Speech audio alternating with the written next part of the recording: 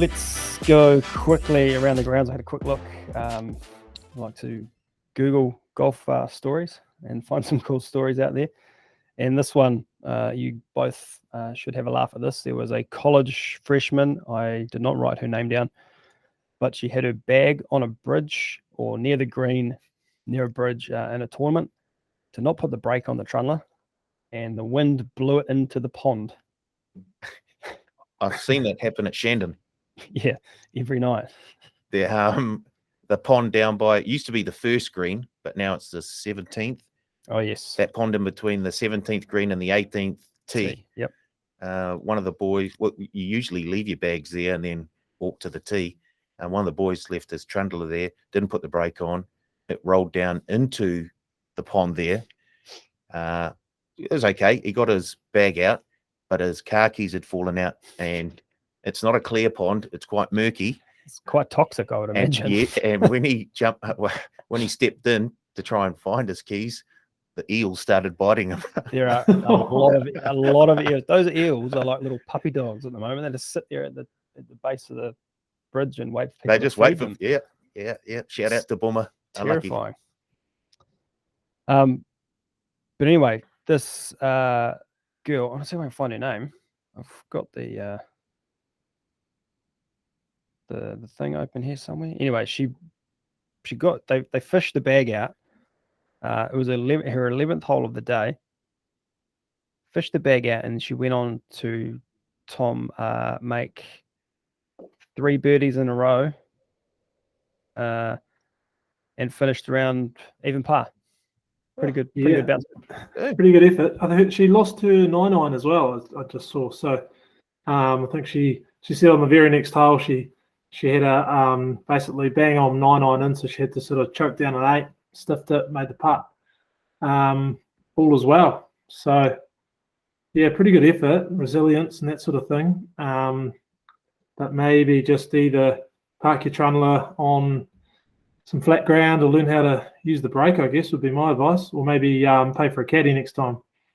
One of the 3. Get a carry bag. Don't go wrong with a carry bag. Bubba's new book. Yeah. Or will you be reading? No. Oh, not a fan? Well, I'm not a fan of reading. Well, yeah, that could be argued. I've seen some of the reviews. He's not someone that I really want to read about, to be fair. I commend him for, I guess, coming out and talking about his anxiety, like that he suffered from, and he was losing weight, and people thought he was looking good, and on the inside he wasn't feeling good at all. But by opening up about it, he found it helped quite a bit. So, I mean, if that book can help one person out there with any issues that they're having, that's a good thing. But he's just not a sportsman that I'm really interested in. What about you, Tom? You be reading? No, I'm probably on the same lines as Paul. There's probably a few too many references to the big fella upstairs for my liking. So I'll be giving it a miss. I mean, interesting character, but yeah. Oh, sorry. Shout out to the big fella. Yeah. Tiger's Nest. Well, no, I'm interested in reading it. Oh, here we go. Not because of the references to the big guy, but it's not just about his anxiety. I think it's about his whole career so far.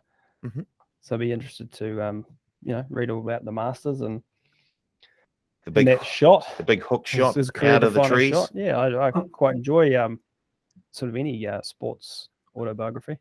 I'm sure you guys would have read the sort of the Tiger book with those two journos sort of produced over many years. That pissed me off.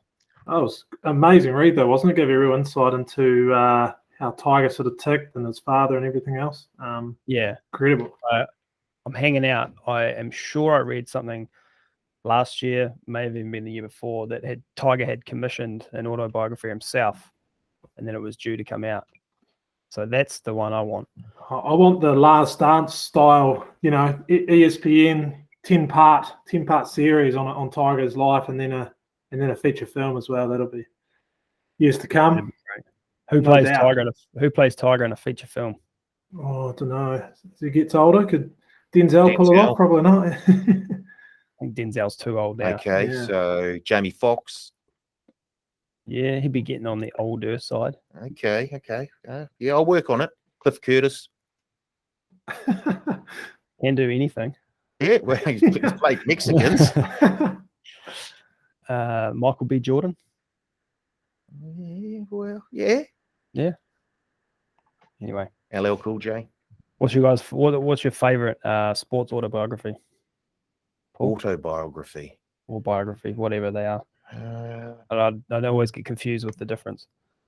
Favorite sports book? I'm currently reading one at the moment, and it's about the formation of the English Premier League. Boring. Tom? Mine would be that one on Tiger. I just couldn't put it down. It's unreal. Just the insight into his childhood and what buddy Earl put him through, and sort of all the stuff that you didn't realise that was going on under the surface while Tiger was still winning, and with his high school girlfriend and all that sort of stuff. I thought it was amazing. Yeah, me too. I'd be that or Mark Ellis's book. That is up there with one of the greatest reads. His nickname for Anton Oliver had me in stitches. Called him Grenade Face. Probably wouldn't get away with that now, but anyway, let's move on. Speaking of Tiger, his niece just got engaged to Aaron Hicks. Yes. The Yankee and Indeed. big golf fan. He was a golfer before he was a baseball player. Yeah. And he's a very handy golfer. Do you reckon they could get into that Father-son tournament now that it's not just father and son? No, you have to have a major to be invited into that tournament. Tiger's got 15 of them. Oh, Tiger. Sorry, I thought you were talking about her and her husband. Cheyenne and Right. Ixie. I imagine she'd go pretty well hitting a golf ball too. Anyway, Yeah, she floats around the LPGA. big news. Greg Norman, the Shark, is CEO of the new Saudi Golf League, or the LIV Golf Investments, who are looking to take over the Asian Tour. Paul, have you read about this? I haven't read about it, but it doesn't surprise me. Money talks, and as we've seen, for many years, golfers will play anywhere if there's enough prize money or appearance money on offer. So this is just a natural progression, and I guess if the PGA want to combat that, they're probably going to have to. Well, that was the whole reason for the PIP. Yes, I don't think that's going to be enough though. No. It'd be interesting. Tom, have you read anything about this? No, I'm slightly behind on this, but Guys, looks like another sort of pie for one of the Sharks' fingers to get into. Like you're saying, thing with a bit of money. He's involved as well, isn't he? So they're looking to sort of situate themselves on the Asian Tour next year and have 10 events across the year, and where they, from what I've read and understand, where they'll be basically throwing money at some big name players to get them across to the Asian Tour, to some of these events, and try and grow the game. With the key being that it won't just be involved in Asia; it'll be sort of a worldwide, different events, based around the world. So it'll be interesting to see how that goes, and how these top name players, whether or not they get involved, and what the ramifications are, given the PGA Tour has said you're either with us or you're against us. It'll be interesting to see. I'm guessing a lot of them will be with the money. I imagine there'll be a few of the European Tour players will be chasing the cash first. I don't know. Someone like the likes of Henrik Stenson, or the older holder of the elites. Yeah, is he elite? Phil Mickelson, he'll be all over it. Is he still elite? Phil or No. Henrik? Henrik. Yeah, no, I said the older. Right. There has been elites. Okay. Former major winners. Speaking of Saudi, the Saudi women's event this week. Are you guys across this?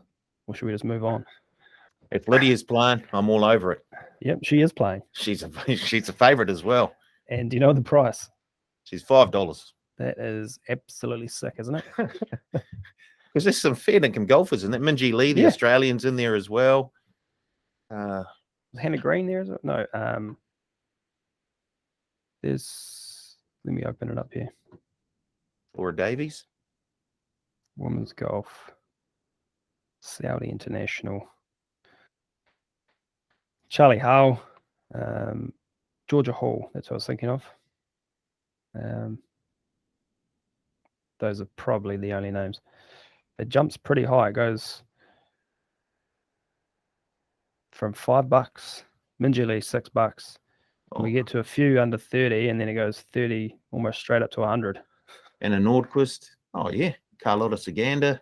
Alison Lee. Oh. Yeah. How long's the tournament been going on for in Saudi Arabia? I mean, it's not the sort of place you sort of, women's sports or rights and go hand in hand. I think this is the second year. Second year. Yeah, a little bit, I guess, probably a little bit of controversy around it, right? It's, as we said, the money talks. Seen a piece on the internet from Lydia saying she was pretty happy to go back and happy to help grow the women's game, and that they saw about 1,000 Saudi women sign up to golf last year after the event. So yeah, I saw that too. Seems positive. But Lydia was actually due to play 2 events in Saudi Arabia back to back. But has to come back. Well, it doesn't have to come back. Has to if she wants to be eligible for the VAR Trophy. VARE, the best scoring average for the season. It's the one trophy that she hasn't got yet. And she has to play a minimum of 70 rounds on the LPGA. And that means she'll have to go back for the final tournament of the season. There are 3 golfers in front of her, but they won't qualify because they won't get the 70 rounds in. Nelly Korda, Jin Young Ko, and Imbi Park. Do you know what she gets if she wins, Tom?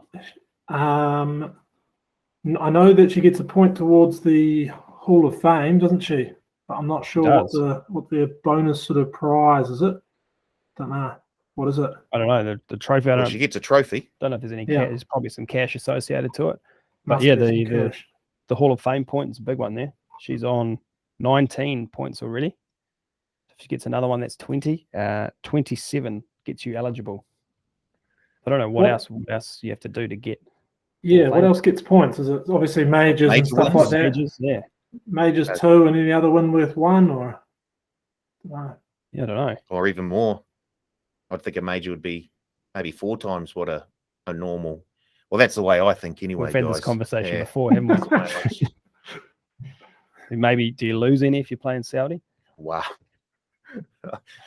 Just asking for a friend. Yeah. Anyway, anything else in the world of golf come across your boys' desks in the last 2 weeks? No, I did try that the Circles shot. Yes. Strokes gained sort of app that you discussed.